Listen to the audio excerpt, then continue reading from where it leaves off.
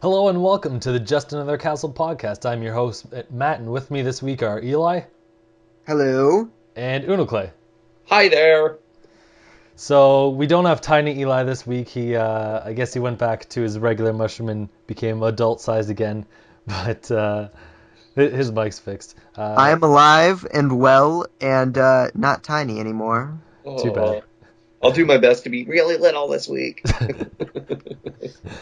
Oh, I wish we'd get some response from people whether they loved Tiny Eli, because we could make it a segment. You know, it's like Mike rants and Tiny Eli says something in a tiny awesome voice. Yeah.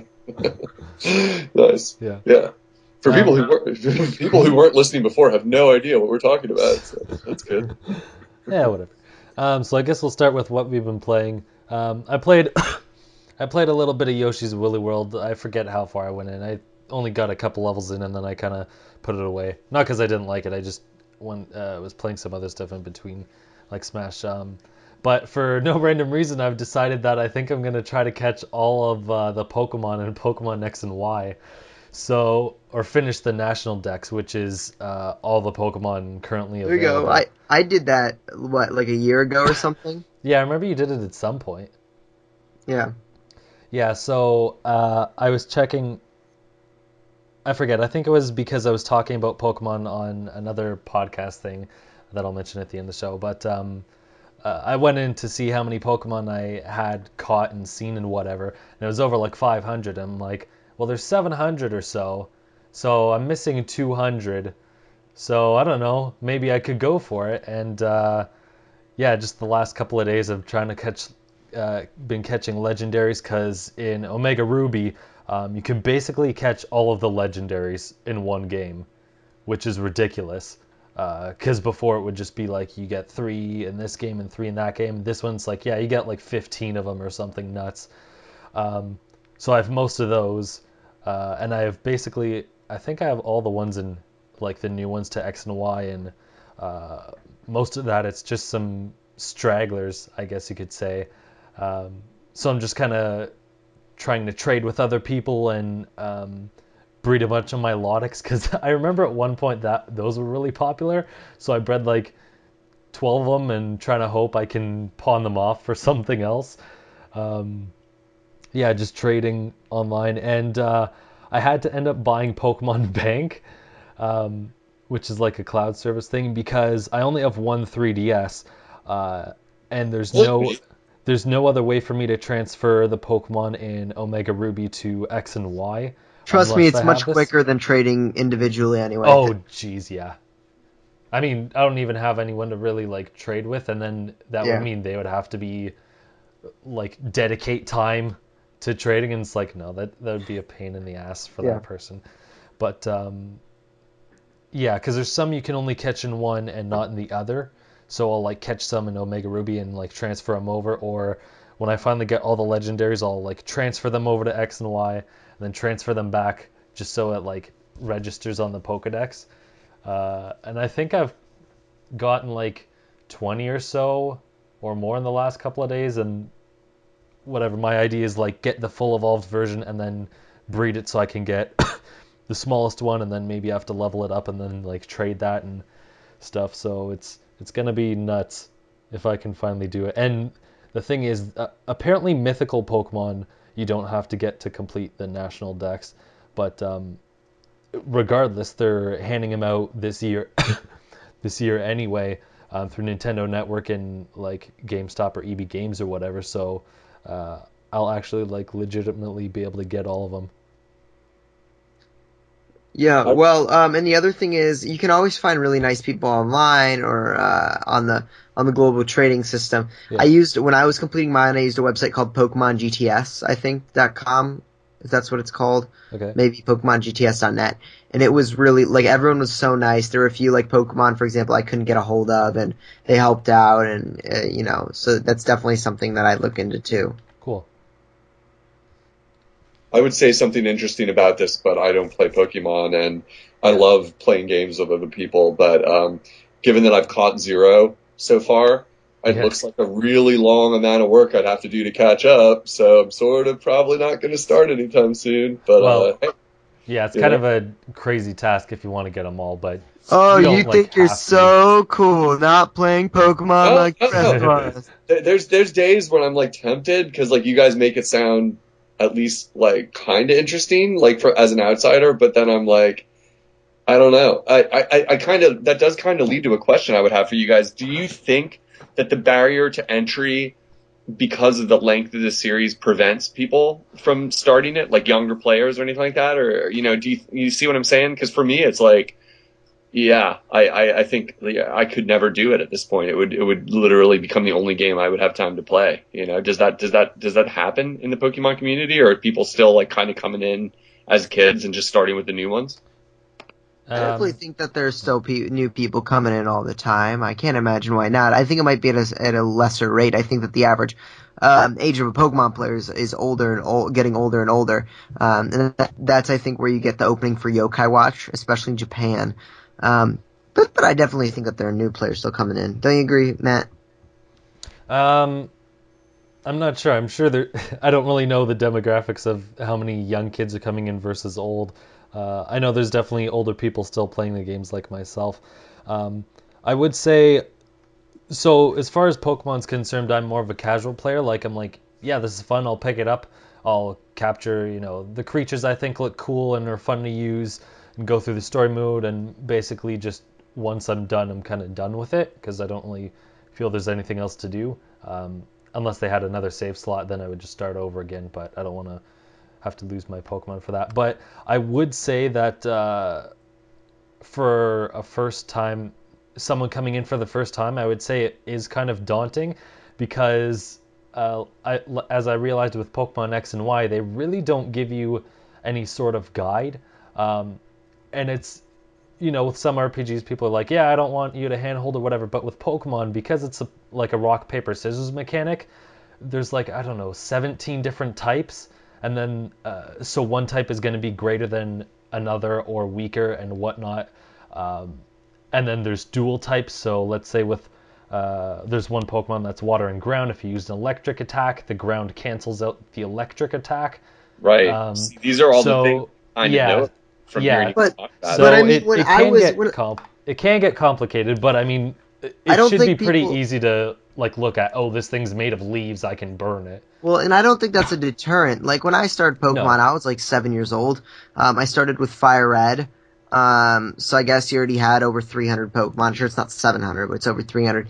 And I mean, you kind of ignore that stuff for better or for worse. And it wasn't particularly daunting. I had to learn all the types and stuff like that. But I don't think it's too challenging. And it's not like if you don't learn the type weaknesses or whatever, there's still a path to victory. I mean, Yeah. my little sister's 7 playing through Pokemon right now, and she's on her 5th gym with a level 60 Charizard because she taught him all the wrong moves, but she's still getting through the game. Yeah. So, I mean, I don't think that young people are going to be deterred by that fact. I just Interesting. don't think they're going to get it. No. I think it's I such a gigantic task to someone who's on the outside, because I appreciate that it's obviously a game with a lot of depth. So for me, automatically, when I hear you guys say there's almost no tutorial, I've kind of picked up on that just from being an outsider and listening in. I'm like, it seems like it's such an insular kind of game at this point. But I figured, a Nintendo type property would have, like you said, like even if you screw around and do it quote the wrong way, you're going to be able to play the game on some level. I always assume that. I'm just not an RPG guy anyway, so it's yeah. not a big deal. But Yeah. that's cool. Yeah, You it's know, not impossible. Like you said, Eli, like I started off when I was like 7 or 8 years old with the original one, and like yeah, I was able to get through it. It's just that some of it might start getting confusing if you get into it a bit, but like you can still push your way through. It just may come off as, oh, I thought this type worked against this. It's confusing because it doesn't tell you what type the Pokemon is when you're fighting. So you might think, oh, this will work, but it doesn't. So um, there's some things that might like confuse you about it. It was kind of interesting because I was researching for a video um, that I might do eventually one day, um, like logistically how certain types make sense over others. Like obviously fire burns grass because in real life it does. Water conducts electricity, but some of like the other things that kind of don't make sense I was like looking into, and there's like some real world scenarios that could actually make sense for it, like with fairies and dragons and I think like water beats rock, and my idea was like in caves, like water would drip onto rocks and like make dents in them or something like that. I don't know. It's kind of cool when you like really look deep into it. But I think I've talked long enough. Eli, what have you played this week? Man, I actually have done so little gaming these last 2 weeks. I've been super busy with so much stuff. But the one game I have been playing a little bit for work is Civilization for my university job. Anyway, is Civilization 5. I was like, Civilization? That's not a Nintendo. Yeah, no, that's not a Nintendo game. I haven't been gaming much at all on the other platforms. But I was playing some Civilization 5 with the expansion packs that I bought up. Because before, the game's pretty old and the expansion packs are rather old. You can get pretty much everything, all the expansion packs in the game for $15. So what probably. class, sorry, are you playing this for? It's not for a class, it's kind of for... So I'm helping with my professor who wants to create a politics and video games class. Mm-hmm. So I'm working for a professor to help create this class, which requires me to play through a bunch of games that are politics related. So I'm playing through. Yeah, so I was playing through some Civ 5 with the expansion packs. And it's like, man, every time you play Civilization, it's just so freaking addicting. One more turn, and before you know it, it's 3 a.m. So I mean, I love the game. I've always been a fan of Civ. There's not much for me to say aside from what you haven't heard, especially with the expansions. It's just more elements. But for those that have never played Civ, it's pretty much you play as a civilization, you expand, you build new cities, and in the process, you can choose to either there are different types of ways you can win the game. You can either get the best technology or get the most culture, take over the rest of the world, or get a diplomatic victory. There are a lot of different ways to win. And so there's a lot of freedom. It's super fun, very strategic if you start amping up the difficulty. So if you haven't played Civ, I definitely recommend it. And when right now I have a good computer, so it runs without any issues. But even when I had I didn't have a great computer a few months ago before I came to college. And even then, Civ ran fine on my computer. So I really recommend people check out Civ if you haven't already. I wish I could talk about some Nintendo games, but I really haven't, unfortunately, been playing anything other than Civ. I've been super busy. All right, cool. So Unoclay, what have you played? Oh, man, what haven't I played? No, it's been a very snowy weekend here on the East Coast, as some of the How much snow did you get? Not like anything record-setting in my opinion. I grew up in this area, and we usually get big snowstorms. I'd say about 1.5 feet, maybe 2 feet, but I'm not dramatic about snow. I actually like it a lot. So, hey, it was cool. We got some snow. Yes, it's called winter, people. How much snow do you usually get where you are? Well, that's an interesting question, and in summary, I can tell that there is something going on with the climate. I don't want to get into politics about that, but we get a lot less than we used to get. We used to get snow in like November and December, and this is the first snow we've gotten this year. Usually in the last it's hard to answer the question is my point because it's changed over time, it feels like, over my life, but we used to get a lot more snow. This last 5 years, we probably get like maybe 2 or 3 big snows a year like this, maybe not as dramatic as this, where it's like, holy crap, we're going to have 3 days of blizzards, like right on top of each other, which definitely happened. It was definitely awesome because I live in a cool neighborhood and we just basically walked to restaurants and walked to bars and went outside and dug out the sidewalks and just, helped my neighbors and stuff like that. So it was cool, but, it did impede my Nintendo action in such that I could not get to the store to pick up my Lucas amiibo. So he's sitting there all cold and lonely at the store waiting for me to pick him up. Other than that, for Christmas, I had gotten several games, and I'm kind of pacing myself with like playing them. But I did get Watch Dogs, which is several years old, for Wii U. And I'm happy to report it runs really well. It's got some load time issues, but I'm really snotty about that. I really love Nintendo systems, since a lot of their games are optimized to have very minimal loading time for whatever reason, whether it's smaller amount of data and resolutions, or whether it's just the way they optimize their own games. But it's got a little bit, like when you die, you're going to wait, and that always bothers me with third-party games. You sit there and watch a load screen while it reboots your action, whatever you did. But I don't play a lot of sandboxy free world type games very often. I played the first two, GTA Vice City and GTA San Andreas back in the day. I played Bully. And if the dated references I'm making tell you anything, you can tell how many sandbox games I've played. That's probably the most I've ever dabbled in that genre. But I do like playing them once in a while, and it's a pretty cool game. I had heard mixed reviews when it came out.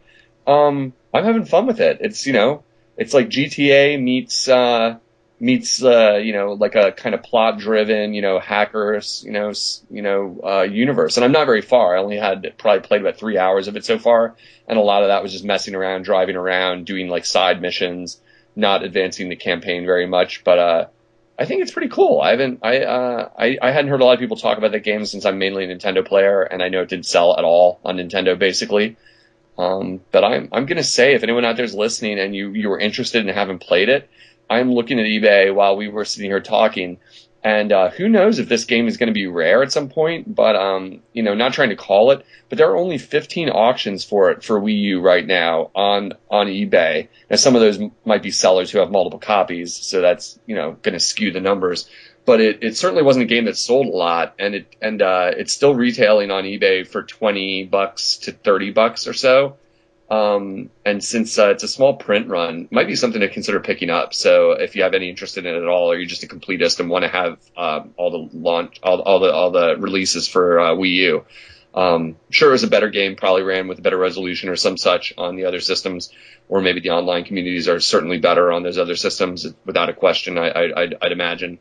But I haven't even played the online version of this, so I can't comment on that yet. But I like it. It's a good game. It looks really good, frankly. I was kind of surprised. I thought it might be kind of a slog, and I'd get bored of it. But going to put some more time into it, maybe report back on that in a future episode. So it's fun. Enjoy it. Do you guys play that game at all on any of the other systems? No, I was interested in it, but I think I had to choose between two different games I wanted either to pre-order or for a gift or whatever, and I chose something else instead. But no, Yeah. it was always on like the back of my mind, like, yeah, that game would be cool to get if I got it on like sale or something, but I Yeah. only have time for it now, so I'll probably just get this Watch Dogs 2 or whatever whenever that comes out, because I Yeah, know they're working on it. Yeah, There's I mean, a I sequel, played right? it. What? Sorry. I just said there was a sequel. I hadn't heard about that. That's cool. Oh, well, it hasn't been announced, but it's heavily rumored. I played it on PS4. I got it for like $15 or whatever. I thought the game was good. I appreciated it. That was fun. I don't think it was anything spectacular, but I really enjoyed going around the city. I like the cars, actually. I know a lot of people don't really like driving in open world games, but I really like the cars. Yeah, it looks really good. It reminds me a lot of like Need for Speed, like kind of driving action and stuff like that, especially when you're fleeing the cops and things like that. I did a bunch of that. I was kind of doing just the standard GTA stuff a lot with my first couple hours. Just get into a car crash and then drive around, or start a mission where you're supposed to outrun the cops or something like that. And doing a lot of that. I mean, the thing to really note is that if this is a lot of times a Nintendo focused podcast, and there's people out there listening, there aren't a lot of games like this on Wii U. So if you're at all interested, you should get it. Because it's much less just supporting. Even though Ubisoft kind of abandoned Nintendo now, it's like a little bit like the horse has gotten out of the barn and now we're closing the door kind of thing. But yeah, it's you don't have a lot of games like this. It reminds me of the way what's it called, Deus Ex. Deus Ex, yeah. Deus Ex. Yeah, I never know how to say that. Like Deus Ex is for Wii U, because I have that. Not totally my type of game, and frankly got kind of repetitive I didn't even finish it because I just kind of got bored of it. Because it's kind of just the same thing again and again and again for very, very long stretches of gaming.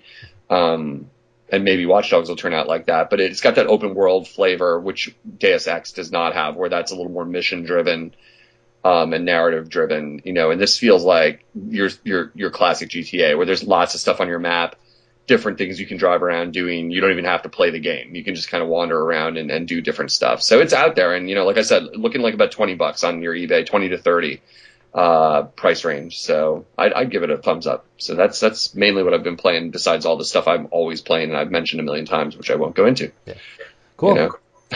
So we'll move on to some amiibo stuff. Basically everything's up for pre-order. Roy, Ryu are up for pre-order. Charizard, Jigglypuff, Greninja, and Lucario are getting restocks for Pokemon's anniversary. Yes. And what, you wanted some Pokemon? I want a Jiggly, man. He's funny, and I know I'm just buying some pink plastic, but still, he's hilarious. So I want it. I want to put a little hat on my amiibo. And then for Animal Crossing, they announced some new ones. So Timmy and Tommy, which are like the raccoon guys, like nephews or whatever. Cap'n, which is a kappa or a frog or whatever. Rover, which I think is like a cat, and they're coming March 18th. There's a lot of things coming March 18th, weirdly enough. But some other stuff that came out this week was there's an eShop winter sale. Stuff is up to 30% off, including like Nintendo's bigger games on there. I wrote retail, but I meant like the just bigger third party or bigger games, not just little indie games. So check that out for some stuff. Zack and Wiki came to North America on the eShop. It came to Europe a couple of weeks ago. Now it's here as well. Bravely Default 2, the demo is going to be 10 hours long. And they don't mean you can only play it for 10 hours or something like that. Like, it's literally the first 10 hours of the game, and you can carry over your stuff to the final game, which is ridiculous, I think.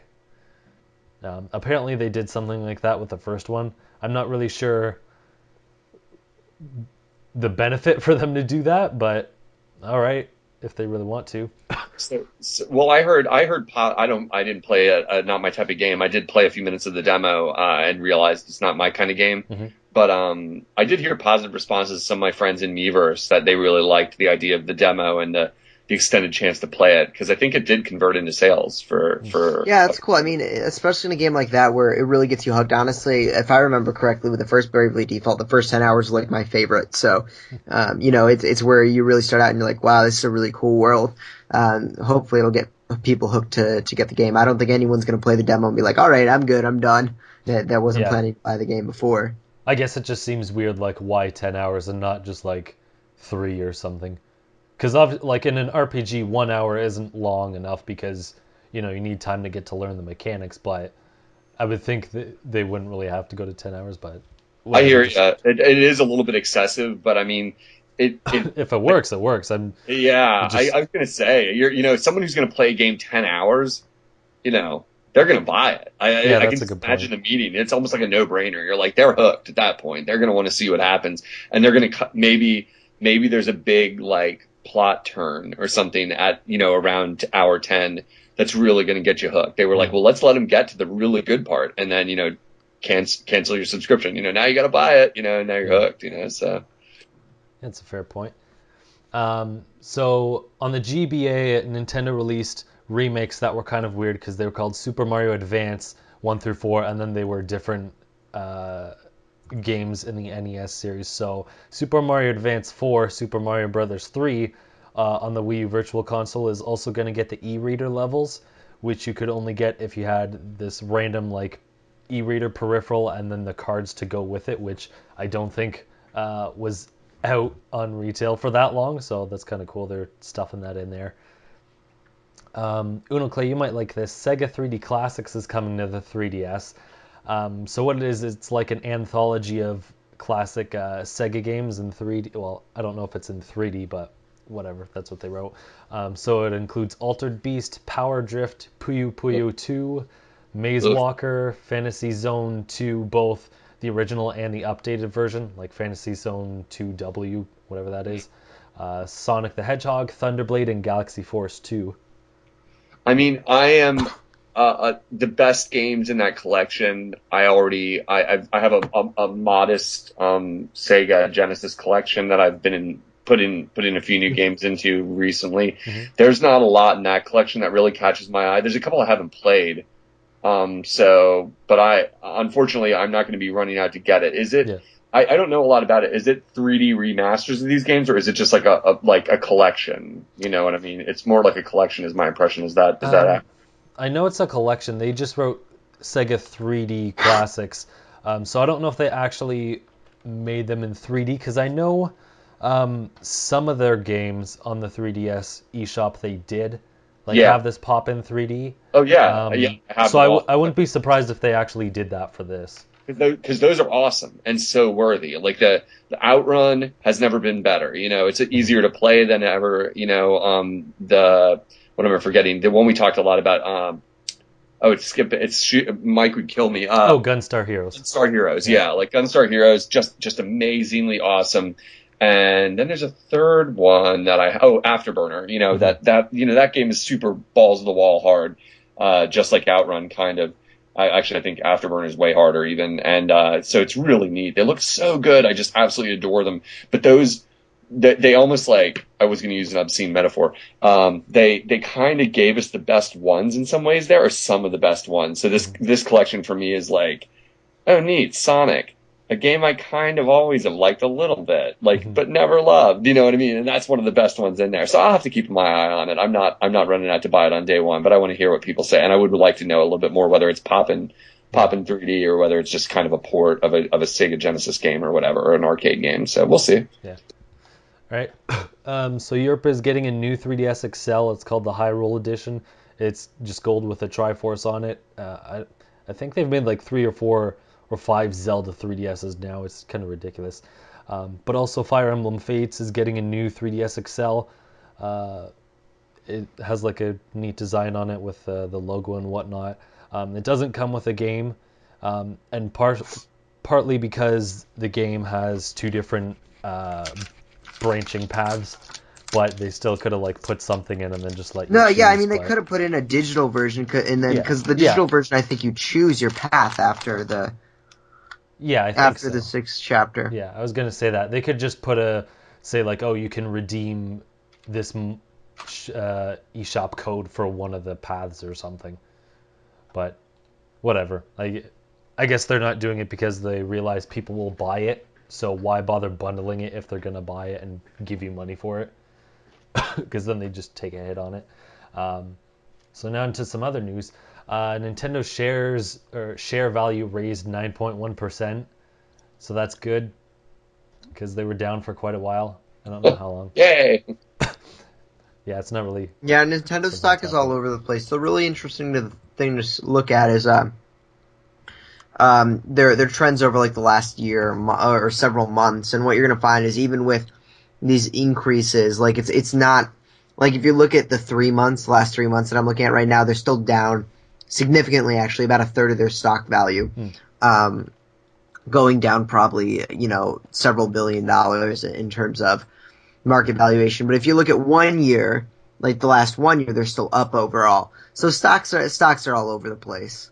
Yeah. That's what I've always heard. It's supposed to look at trends over time, but it is good to hear they're on the upturn with the NX type stuff bubbling, maybe helping them out or whatever. So yeah, stocks are weird because they'll announce something and then something could drop 10%, and then maybe some other time something amazing happens, or not even announced, just like teased, and then it like raises up a lot. So yeah, stocks are just weird in general. But now into I agree with that. Yeah. But now into some interesting stuff. So this week, Emily Rogers had a lot of interesting news for us. I guess we'll start with the NX survey. So there was a GFK survey making around the internet. And the survey itself, Emily Rogers... So if anyone doesn't know, Emily Rogers is a game journalist that has pretty credible sources and gives out some interesting news, and she really knows her stuff.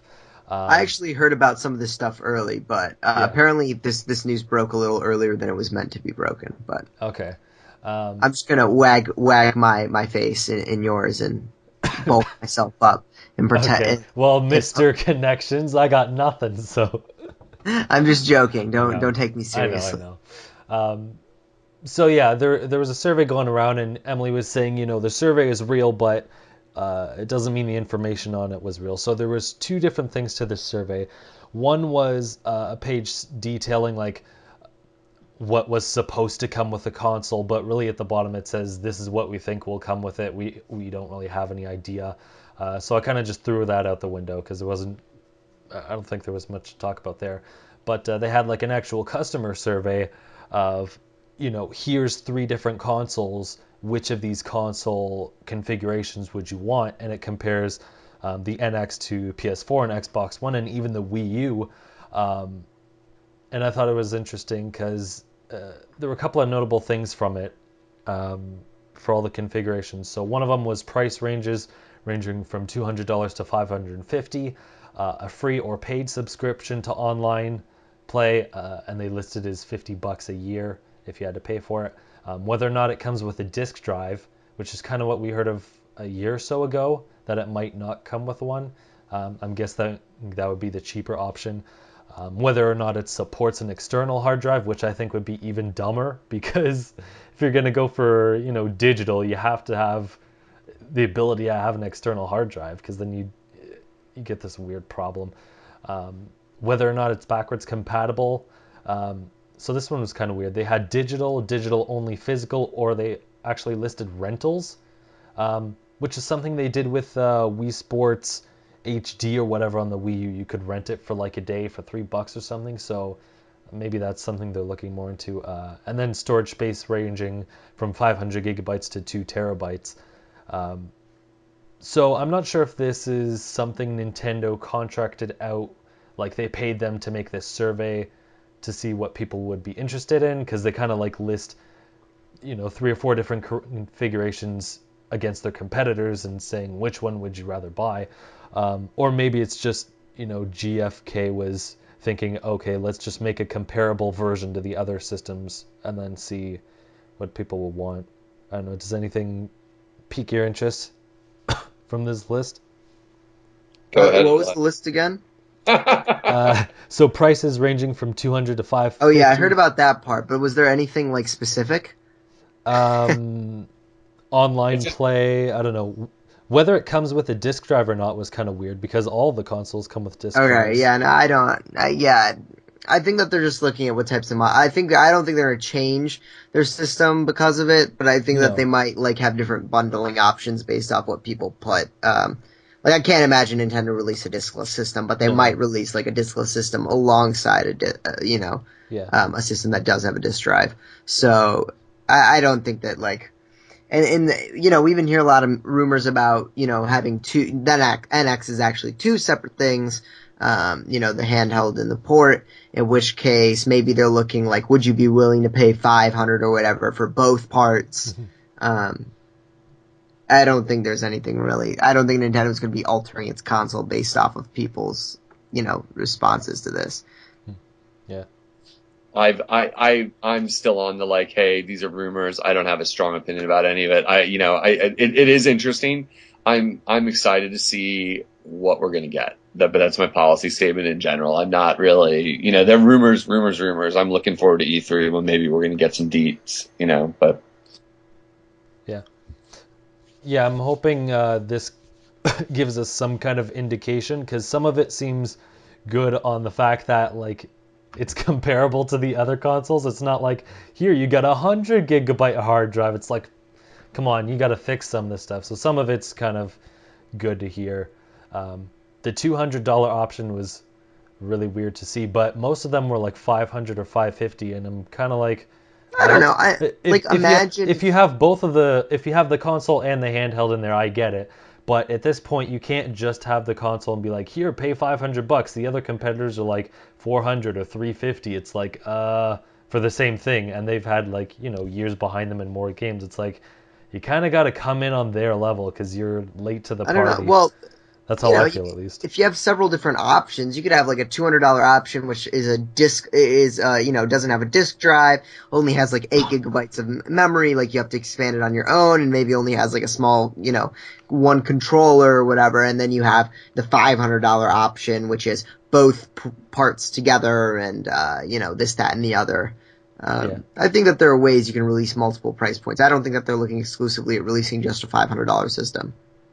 Yeah, I guess I was just looking at from the one part, because I forgot they did do that with the Wii U. They had the basic and whatever the ultimate. The deluxe. Yeah, but I think the only difference was like $50. Those, I don't know. Did the PS4 and Xbox One, did they have different SKUs when they launched, or was it just the one? PS4 I think only had one SKU, is the $400 one. But now they've got extra ones, as does Xbox One. But yeah, when they launched, I think there was only one SKU. Yeah. I guess I'm just wondering if Nintendo's gonna risk it, like putting out 2 at once again, because if they think it, I don't know, they might be weary because the Wii U and be like, well, we don't want to. I don't know. I guess I'm just not sure if they'll launch 2 at the same time again in case the NX does flop. But I guess they could just liquidate the one version, right? So there's a rumor the NX Portable is coming in the 2016 and console 2017. I thought that was kind of weird because, usually console makers want to have their console ready for Christmas, but Eli, do you think there's any, I guess, good reason to have the handheld first and then the console second? I think it's one of those things where the 3DS has just already it came out in 2011, so that'll be 5 years for the 3DS. Mm-hmm. And then the Wii U could come out next year and it'd be 5 years for the Wii U. So I think that's what it might be. Wait, let me think. 3DS was not... Was it 2011? Is that right? Yeah, I think so. Okay. So that Wii U was 2012, yeah. That would be 5 years for each system. Honestly, I think both will be coming out this year if I had to guess. Mm-hmm. But I can see a reality where they launch, the handheld this year, and then still have Zelda or whatever on the Wii U. But then that raises the question: what other games do they have for this year? Because literally, other than Zelda, I mean, is it just going to be a whole lineup of crappy games again? Is it going to be Amiibo Festival alongside Mario Tennis? Well, there's going to be the Star Fox. There's going to be the Paper Mario. But Star Fox launches this April, right? Or did they delay it? Well, they said, they came back and confirmed they're like, no, we're doing it April 22nd. We're working hard on this. Just trying to, think out. There are games, but I mean, they're not going to be. There's not going to be a Metroid game that's going to drop. This first half of the year, we got Shin Megami Tensei X Fire Emblem, right? Does that actually have? I don't think that has a release or anything. As far as I'm concerned, it launched in December for Japan. Yeah, so it's got to be coming soon. So maybe, if that's first half, and then we got Star Fox first half, is there anything else scheduled for Wii U right now? Shoot, we went over this last week. I kind of forget now. I don't think so. There's Shin Megami Cross Fire Emblem, Star Fox, Zelda. Shoot, so I think there were a couple of other ones, but I forget. So let's say we make it to June, basically. So let's say we make it to April, and Shin Megami SMT and Star Fox have both launched. Like literally, all you have for the second half that year at that point is Zelda. Oh, Twilight Princess HD. Oh, that's like is Pokken Tournament like a Wii U game? Oh, yeah, Pokken Tournament too. Those are the 2 ones. So those are all first half of the year. Yeah. Second half of the year, you just have Zelda, and we don't have anything else announced at this point. So they're going to hold you guys are forgetting Mario and Sonic at the Olympic Games. Oh gosh.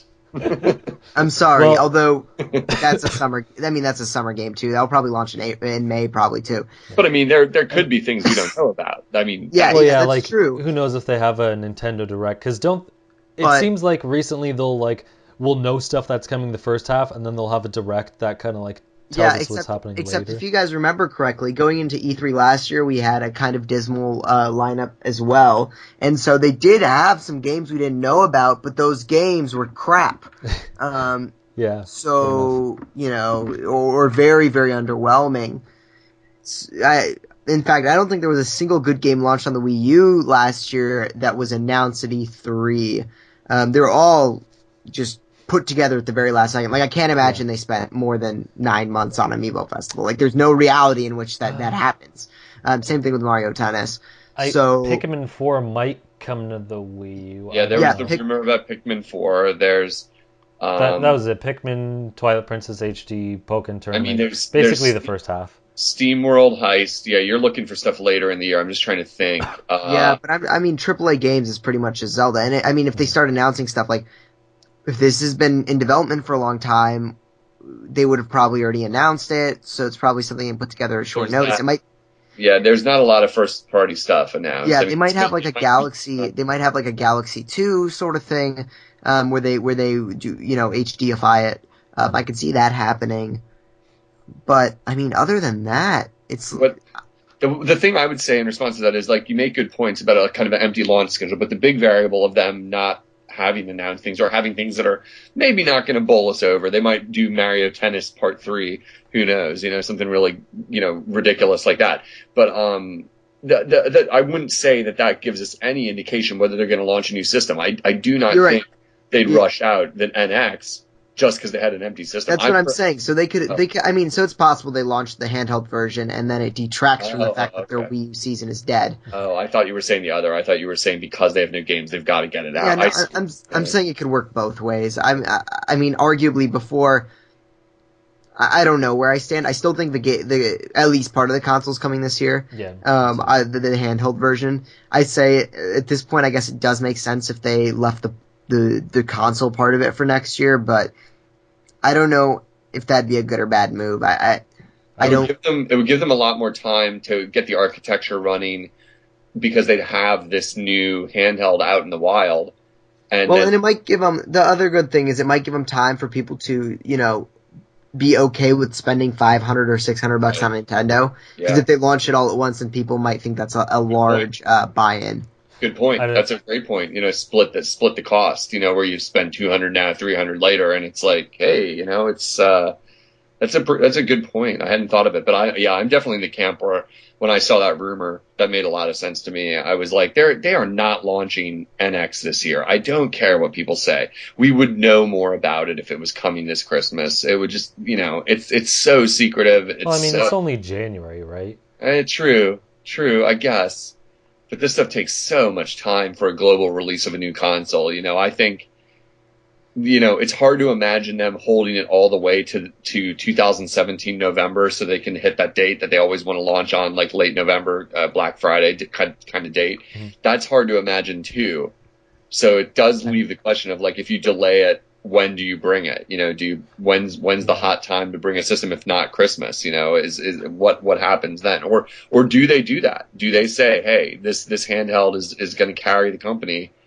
And Wii U is going to get more games. Guess what? You didn't expect it, but Wii U is going to stay alive for another year. Who knows? It is hard to say. The way I read this rumor is if the NX Portable is coming 2016, as in November or something, then the console would come in like March, like after all of the third-party games were, launched in November and got kind of ridiculous, where people think, oh, I don't have time to buy another console. There's so many bloody games in November through March, and then after it's like, oh, here's a new console because there's not many games out right now.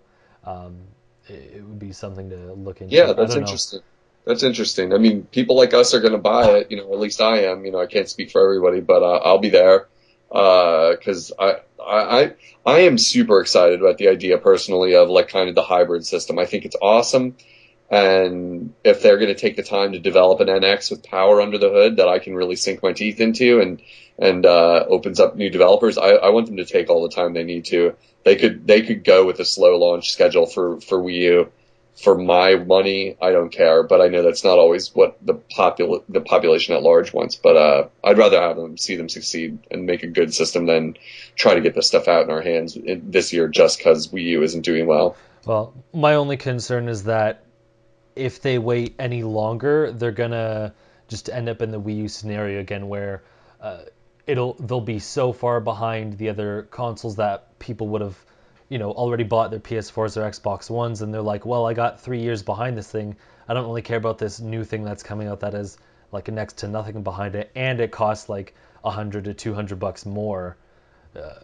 I don't know. I think the longer they wait, the harder it is to sell to people.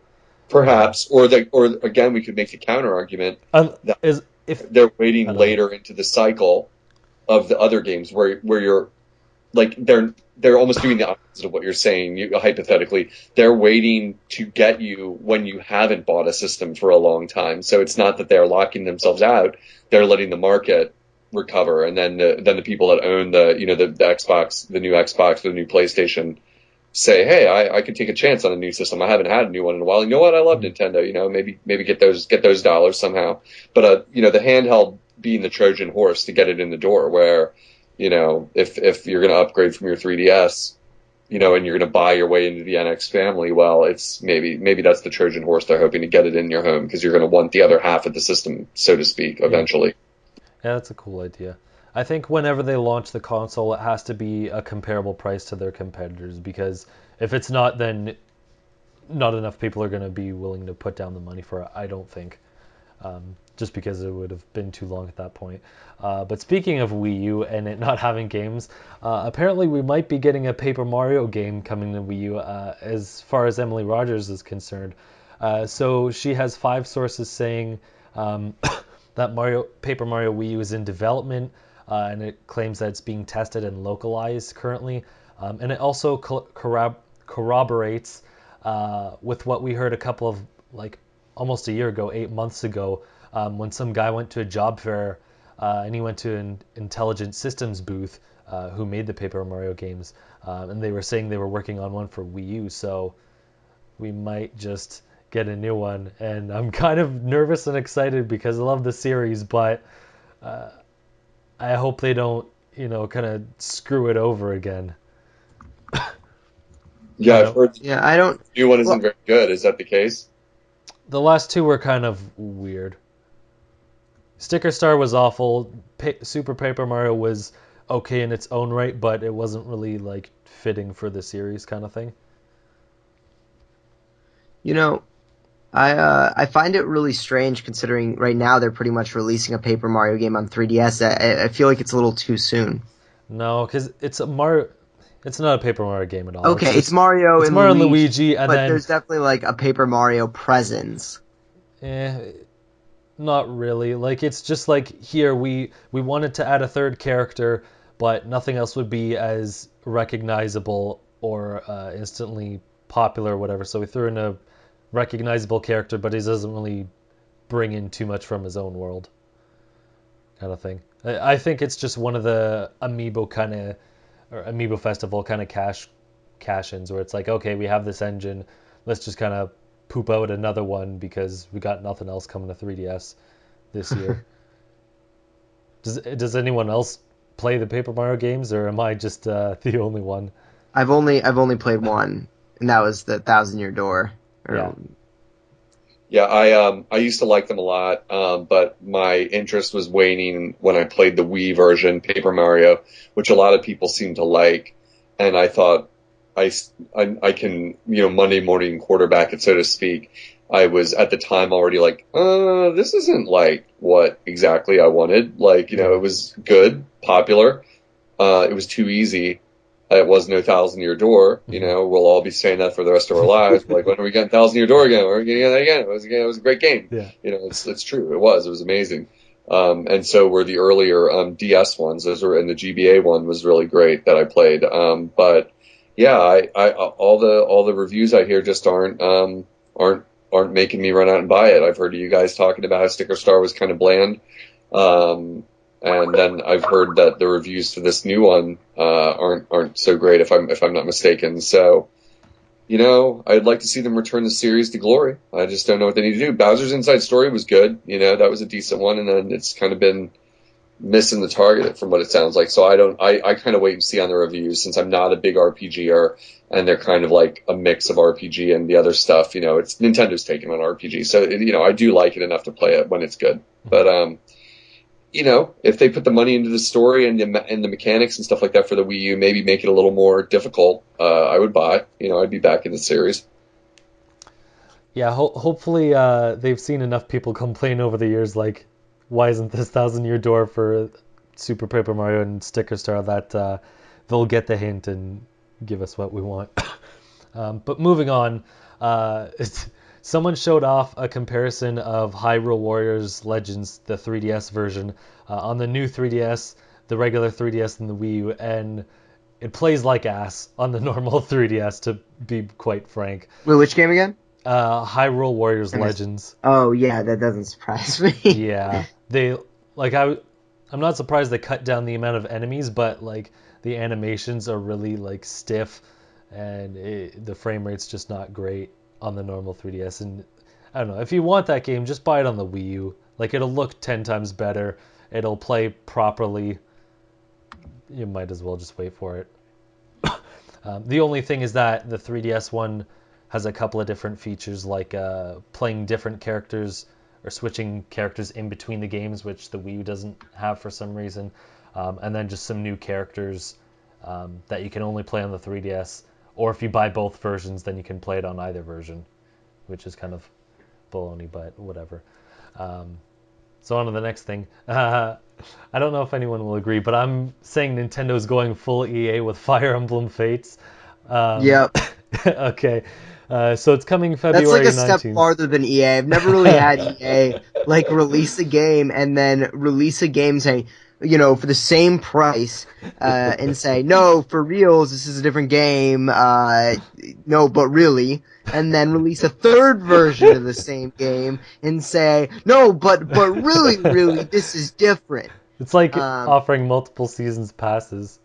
And then, Um, yeah, so and then I mean, it's like, it's not even like that. It's literally like in Battlefront, them, oh with all gosh. the same maps. It's that in their season pass, not offering any new maps, but just offering a few new modes and skins and whatever. Yeah. Um, So let me break it down for people. So it's coming February 19th alongside, its new 3DS XL. So what happens is when you get to Chapter 6, based on your version, you can. Let me start over again. In Chapter 6, you have two branching paths. And what path you take depends on what version you choose. Some people say similar to Pokemon, but I'll get to why it's not in a second. So let's say you choose, I forget, one's Birthright Edition. If you want to play the other edition, you either have to buy that copy for $40 or you can pay $20 to get it digitally. And then there's also going to be Day 1 DLC with a bunch of map packs that you can buy individually or as a pack for $18. And then on March 10th, which is just a month later, they're going to have a third branching path, which is basically the main character says, screw you guys, I'm not going on either sides, and like goes lone wolf apparently. And that's also going to be $20. So they're basically like ripping people a new one with how much money they want you to spend with this. And I was talking to one person like, oh, this is similar to Pokemon, blah, blah. And I was saying, no, it's not, because in Pokemon, the reason that it was split up initially was because they wanted to, have both of the people trading something. Oh, I have something you don't. Okay, we'll trade and we'll talk about Pokemon and, make this sort of bond thing. This is a single player experience. And my main gripe with this is that basically every other JRPG or just RPG in general, if they have branching paths like, oh, you get to play from this character's perspective, it's just in the game. You don't have to pay more money for it. Kingdom Hearts lets you play as 3 different characters. You don't have to pay, $100 just to play it for all the other character paths.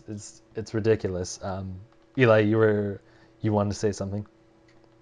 no, I mean, I think I already ranted at the beginning.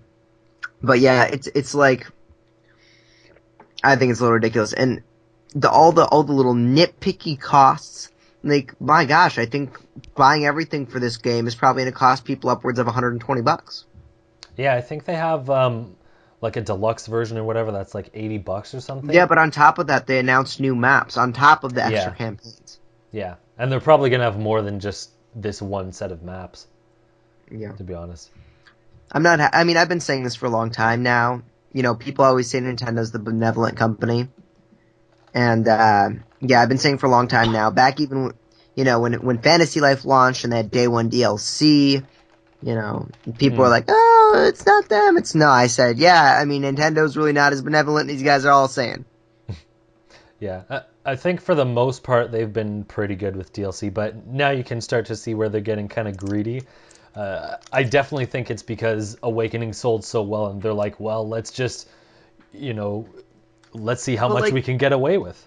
don't get me wrong. I mean, it's funny how much their DLC strategy varies from game to game because Mario Yeah. Kart 8 had spectacular DLC. Yeah.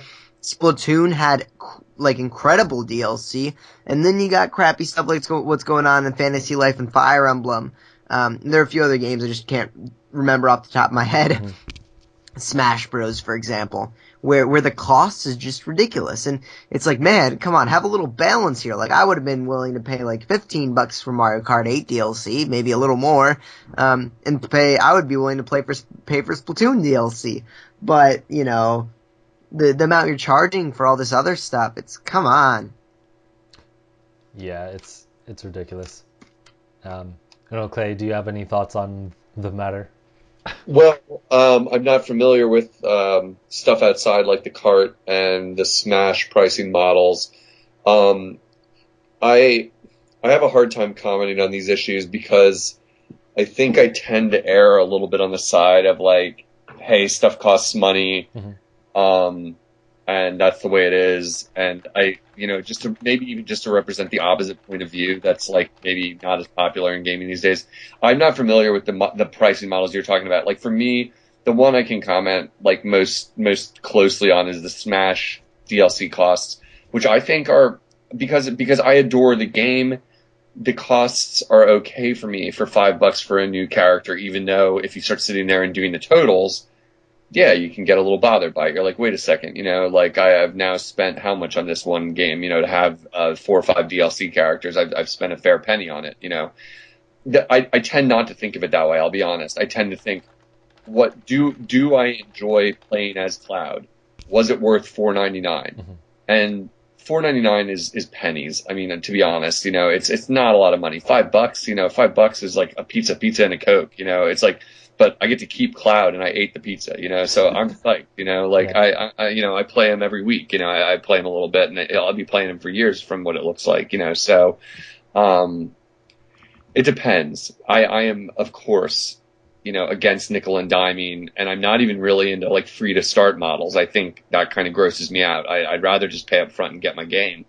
That said, I do have to say I have a bias. I'm an adult with a decent paying job, and for me, games are a luxury. That's like, hey, if it costs me $5 to get a new character in Smash, I'm just glad they made it.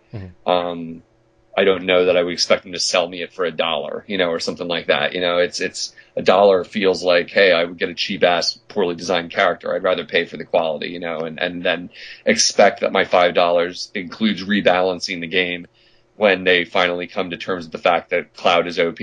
And they just need to dial him back, because it's just ridiculous. You can just beat up on everybody with him, and it's, that kind of stuff, and I expect that to be included in my payment. Yeah. I think the difference I find with this game is I don't think the split version is actually necessary. Like, I don't think there's really... Someone was saying, it's basically going to be like 2 different Fire Emblem games at the same time. I don't see that. They're going to be based off the same engine. I doubt there's going to be that much difference between it besides like cutscenes and maybe a few of the characters like attacks. But I think that's why I also don't like this DLC coming out like you got to pay for all these other chapters, is because they have CG cutscenes, so they had to plan this ahead. It's not just like, we started it. Sorry, it's not like, we just started this a month or 2 after the game and now we're starting to make it. It's like, we planned this before to be ready on the first day, and it's like, well, we're just going to hold it from you even though we planned it in, our main budget just so we can, get some more money out of you. It's like, well, that's not really consumer friendly. That's not cool. It's like you were holding on to it so you could charge. That's not cool. We all agree on that. Yeah. To be clear, we all agree on that. Like, holding back content that should have been part of the main game. That's where the wiggle room is. Should have, but a different way that I tend to think of it with Mario Kart. I was not offended by paying for his paying for the extra tracks, because when I sat back and looked at the game before I got the DLC, I thought, was that a complete game? The answer was yes. There was a lot of tracks. There was a lot of content. The online worked great. There were a lot of carts, so them charging me for a few new courses felt like a true bonus. It did not feel like, oh, when they shipped Mario Kart out the door, they were only like 8 tracks, and you were like, what the hangnail, like that, it was a complete game. Yeah. So that's the key. It's really ambiguous, and it makes a lot of us stressed out because we do, us gamers, we tend to really worry about getting ripped off because there's a lot of companies out there, frankly, doing it. So I'm sensitive to it. I'm not like I don't want to be mistaken for blindly paying whatever it takes, with Smash. I don't buy some of the characters in Smash. It's my choice. My game does not feel incomplete because I do not have Roy, because I don't care about Roy and none of my friends want to play him, so I haven't bought him, and I don't sit there and feel like I missed out on anything, and I don't feel like my Smash was incomplete. Completely different scenario than what you might be talking about, So I would, we'll have to wait and see how they handle it. I think Nintendo's struggling with these things, obviously, trying to figure out where the market is since they haven't really been a part of this historically. So Yeah. I guess the thing is, if you don't like what they're doing, don't pay for the other maps or Right. the other campaign. Right, exactly. Like stop being angry and vote with your dollars, and that's it. That's all there is. And they'll have to listen to that more than anything eventually. So. But moving on, Twilight Princess HD. There's some more details released. They tweaked a couple of things like the load times, and now if you want to turn into Wolf Link, you don't have to talk to Minda for a couple of seconds. You just press a button and you'll instantly do it. But the ad for it was really weird. It starts off with this saying, "When the going gets tough, the tough tap amiibo." And it's like, are you kidding? That's the worst phrase I ever heard. It's so... Hey, I'm tough. I like to type amiibo. What the heck? That's cool. I was so down pathetic. With that. But they finally showed off what the amiibo functions do, and it's basically, Gandorf does damage, and Link and Zelda do the same things as we said. But as far as the dungeon goes, people were saying, oh man, this isn't fair. They're locking a dungeon behind content, and blah blah blah. And I could see where they're coming from, but I'm like, really, people, like, it's not going to be that great. Just wait for them to show it off, and you'll see what it is, based off of past amiibo content. And it turns out I'm right. Surprise. Because all it is so in Twilight Princess there was this thing called the Cave of Ordeals, which is like 40 or 50 levels of enemies, and you kill them, and at every 10th stage you get like a different reward or something. And it wasn't that great. And this is the same thing, only... See, I really like things like that, so I'm actually kind of excited. I haven't played the one you're referring to, so Okay. I'm psyched because that reminds me of like in the Thousand Year Door, looping back to that. I don't remember what it was called, but it had a dungeon like that where it was like the descending dungeon, and the stress levels just go up and up and up when you're lower and lower in the dungeon, So for this, I'm looking forward to it, So for this one, the one on the amiibo, you only... I think I heard this just from Game Explain. I haven't seen it written, but as far as I've heard, you only play as Wolf Link, which is, I guess, neat, but he doesn't have a lot of moves to choose from. So we'll see if that gets interesting or boring. But basically, by the time you get to the end of it, I don't know if this is spoilers for you, Unoclay, or not. But when you beat the 40 levels, you just get a giant wallet that holds 10,000 rupees. So the reward isn't really all that much. It's more just if you like the challenge, then it's there. I'm looking forward to it. I said before in the podcast I didn't play a lot of Twilight Princess. I only played an hour into the tutorial and didn't finish that. No, I got a little past that, but like it was.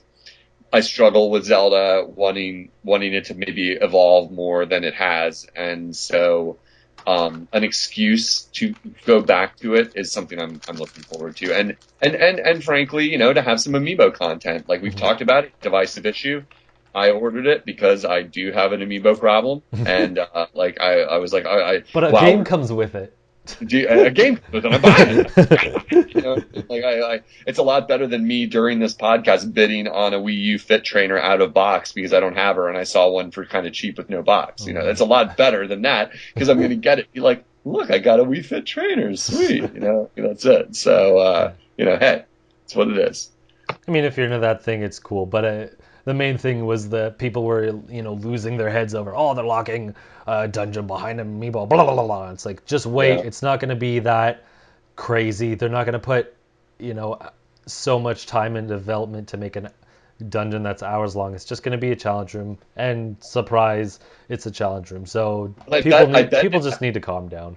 I bet it is going to sell more of the amiibo package because since they opened it up for orders again, following this announcement, I bet you people do buy it for that because it's just enough that it makes you want to see what it is, even though, you know, we kind of do know what it is. It's like, well, hey, it's a new part of the game, and if you're a big fan of this game, it'll push you over the edge. You know, if you missed the first pre-order for the amiibo, I think it's pretty smart on their part. Personally, you know, I've said it before, I wouldn't mind if there was slightly more content locked behind an amiibo. But I'm an amiibo fan, so it's a biased opinion, you know. So it's tricky. I get it. You know, not everyone's gonna necessarily agree with that, and I understand. You know, it's not everyone should have to buy a plastic figurine, you know, to play all the levels in the game. I do respect that. Yeah. So yeah, there's enough in there to begin with to start off with anyway. I was wondering on the amiibo front and content, Matt. I wanted to ask you. You've been playing Amiibo Woolly World, also known as Yoshi's Woolly World. Yeah. Did you pick it up with the cute little adorable plush toy that it came with, or did you just get that? You just got the game, right? No, I just got the game, but I did see it in the store and it was pretty cute. It was smaller than I thought. It is small. I have it because I got it for a Christmas present unexpectedly. In fact, I certainly didn't ask for the adorable Yoshi's amiibo, but my mother-in-law, in fact, wanted to get me something cool, and so she picked it up with the Yoshi included, and it's neat content. Here's the irony about it, though. I wanted to bring up for the sake of the podcast audience who might not have played Yoshi's Woolly World using the Yoshi amiibo. What does it do? It unlocks co-op or something? You play co-op. You play co-op with an AI. It's almost like in Mario Brothers when you have the cherry mushroom and it moves at the same pace that you. Yeah. You know what's funny about it though? It almost makes it hard to get all the achievements because the other Yoshi will be messing stuff up. You know, he'll like banging into things because he's following you. But he might get like out of sync with you, or you might not. I don't know. It's hard to think of an example, but you might not want him to shoot an egg and knock down a platform. You need to get up there, and he'll destroy it or something. Yeah. But it is funny. It kind of creates a chaotic environment a little bit because you get these two Yoshis bouncing around where you control them, sort of both. But then sometimes there's a little bit of camera issue. Like sometimes one of the Yoshis gets off the screen, and you were actually trying to use the other Yoshi, and then the camera recenters on the quote wrong Yoshi sometimes. But it's cool. It is fun. It's almost like a diversion. It's not critical if you missed out on it. And besides, you know, for me, it's a limited time experience because my dog, one of my dogs loves to shred anything that looks like a plush toy. Yeah. And she keeps spotting it and trying to get it down from like high places. And she just is like trying to figure out how to climb up on a table and get him. So I have a feeling at some point my Yoshi's going to be RIP. And my dog's going to have a computer chip inside her, and she's going to be able to be scannable. So we'll see when that happens. I'll let you guys know. So cool. So not much left. So Nintendo reconfirmed, like I said before, that Star Fox Zero is coming April 22nd because there's some rumors that it might have been delayed to June or something. Yeah, there wasn't really much else there. One question I thought about, Eli, now that you're here this week, because I'm pretty sure you like Metroid. There hasn't been much. The only thing Metroid related coming this year is Federation Force, possibly. And to clarify, I'm actually not much of a Metroid fan. Okay, I just remember you being the only person who really mentioned Metroid. Oh, I love Metroid over here, right here. Like, I'm a Metroid guy. Okay, so it's still good that I kept it because Unoclay had to leave early last week. But my point was, do you think Nintendo's going to do anything for their 30th anniversary, or if not, what would you want them to do? I'm still convinced that there's a Metroid NX game in development, so when the NX launches, expect a Metroid game alongside it. Yeah, I think that's probably a wise thought, although I get scared because Metroid is like our holy grail of wishful thinking for Nintendo. You know, it's always like, when do they announce the Metroid game? Every E3, you know, and they never do unless it's Federation Force, you know, and, well, you know, that doesn't count exactly. But, 30th anniversary, I don't know. I mean, I'm not as obsessed with this anniversary thing. that I've seen the culture at large kind of get into. I mean, 30th anniversary. Could you give us a new Metroid game? That would be, like I'd be in, like, Yeah. like, or I mean, I don't know. Let me think outside the box. I haven't thought about this before. What about a Metroid collection? Like on Wii U, where you get Metroid NES, Metroid SNES. Then there was no Metroid on And 64. Yeah, they skipped entirely. So then, like, package up the Game Boy game.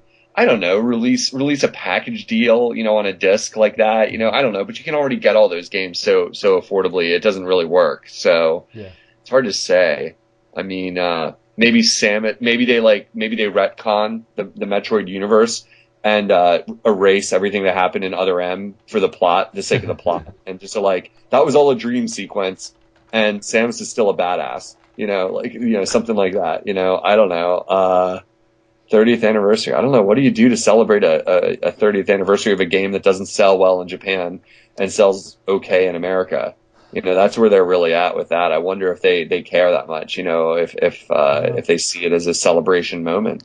I don't know, because they skipped the 25th anniversary. They didn't bother with that, but they made one for Kirby, which was, I think, 15th or maybe 20th anniversary or something like that. Mm-hmm. They didn't really do much for Mario's 25th. They're just like, here's a collection of, some of the games, and that's about it. Yeah. Yeah. 30th was just Super Mario Maker, which is cool in its own right, but they didn't really do anything. The only thing they really did big for was Zelda, which they had, the Zelda concert, and that's been going Yeah. for years, actually. Yeah. I think it's still going. I think I still have I, gotten emails. I think it, like, the reason I mentioned the Japan and the USA sales numbers is because, like, I think it really does come down to Metroid is not one of their biggest series. It's big to Nintendo hardcores in America because we really like Prime and we really liked other stuff here, so hard to say. I mean, I wouldn't be surprised if it's something really modest, like a 3DS, clam case, or I Yeah. don't even, something really banal. It's just like, well, neat, there's something with Samus on it, taking her helmet off, or whatever, showing, I don't know. I don't know. I personally, if I was the head of Nintendo, I would be shrugging my shoulders and be like, anniversaries, I don't have time for this crap. I'd be like, we need to make games, you know what I mean? Yeah. Like, who cares, but I don't know, it's hard to say. Yeah. I don't know if the NX is going to launch with one, because I think it was like last year around E3 or after something, like the Metroid producer or one of the lead guys was saying like they haven't even they were like, oh, if we started on one for the Wii U, it would end up being on the NX. So he basically Right. said like we haven't started one. Right. Yeah, they did say that. I mean, that would be a killer app for USA if they just did Prime 4. Nothing too imaginative, just Prime 4 NX launch day, alongside a Mario game, that would be a killer app for America. I don't have my hopes up for something like that. Plus, I don't get the feeling Nintendo wants to just do Prime 4. I mean, that's something to Yeah, I don't consider. think so.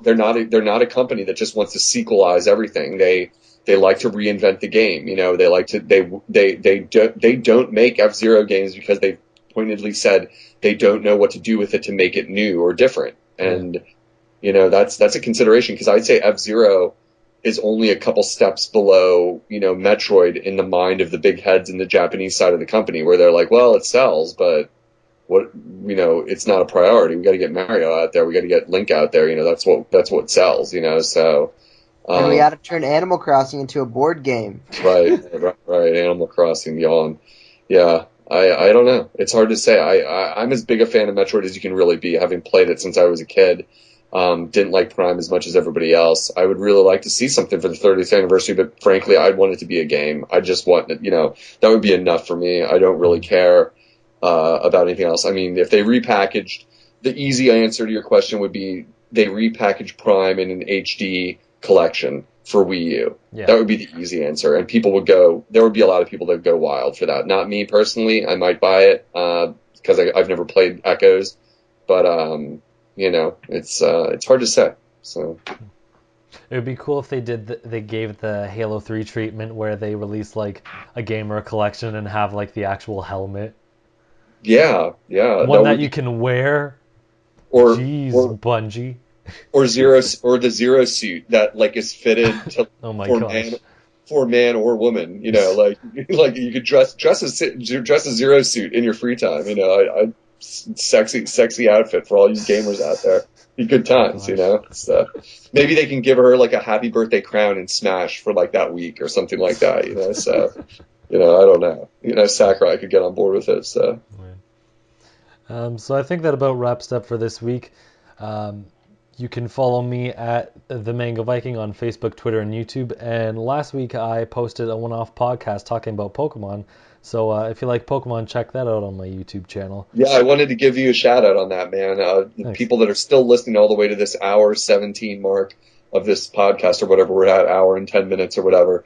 If you like Pokemon, you should listen to Matt's Pokemon cast that he did with some of the other IGNers last week. I don't even know anything about Pokemon, and I listened to almost all of it, Oh and my it was gosh. fun because it was like listening to people talk half English and half some other foreign language. That's like, occasionally you hear a word that and then you're like, Yeah. back to saying some other stuff. It was fun. And you guys had good chemistry. I really liked listening to you guys. So I'd say fans of Pokemon, both the television shows, the movies, whatever, the games, you should check it out because these guys were all over everything in that universe that I know zero about. So Thanks. Yeah, it was a lot of fun. So Eli, why don't we go into where people want to find you? Yeah, you can find me on Twitter at Paul Salon, and you can find my writing at NintendoEnthusiast.com. And making some school tweets, apparently. Yeah, no, I'm taking some journalism classes, and one of my gosh, I'm gonna do terribly in this class. One of my classes is like very visual based, and I am visually challenged. Yeah. I think. I don't think I'm bad at writing, but when it comes to visual stuff, I think I'm pretty terrible. And so we're doing introduction to photography right now, so I had to tweet out, I think, 10 different pictures, for my class because not only is a Twitter required for my class, but also an Instagram, a Flickr, Oh my gosh. a Facebook, along with other social media accounts, and with different assignments, we have to post to different places. So in this case, I had to tweet out 10 pictures, that I took for an assignment, cluttered people's feeds. Who knows if it'll even be good enough to get a grade that I want, but, I made an honest effort, and there was some good support. We got some of them favorites. So, I but can't those imagine should- being a student or the teacher in that Yeah. situation. Like I gotta check this kid's like 20 different social media like posts. It's like, oh well, my we gosh. had to embed it. The way we Yeah. turned our assignment was there was like this forum, and we had to embed our tweets. Yeah, of course. Like I don't expect the teacher to follow you, but still, it's like I gotta check like 50 different things for each kid. I would think that would get annoying. I don't know. I just don't like the idea of school and it's like social media is integrated. It's just like, no, get out of here, mom.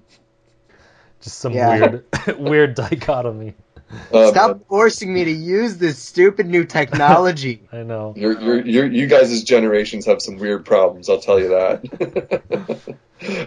Oh, jeez. And lastly, Unoclay, where can people find you besides this podcast? I am over at my IGN. It still exists, and hashtag save my IGN. Just come on back, people. There's still a bunch of us there for real. Still talk every day. And when my IGN rises from the ashes like a phoenix from the burning flames of the wreckage, we will be there and be like, see, we were here all along. Noobs, shut your faces. We know what's up. I'm level 30. Quiet down over there. So it's good times over on my IGN. Still these days, there's a lot of good people, and we're still talking games. So join me over there when you feel like it. So I'm Unoclay 1 on that board. So thanks. Cool. So wherever you're listening, you can find us at Just Another Castle on Facebook, Twitter, YouTube, iTunes, Podomatic, and IGN. Probably as many places as Eli has to sign up for. You can drop us a question and read. You can drop us a question to read on the podcast, or just email at us at justanothercastle@gmail.com. And if you want to be a guest, you can message me at the Mango Viking. So see you next time, and leave gaming to Nintendo.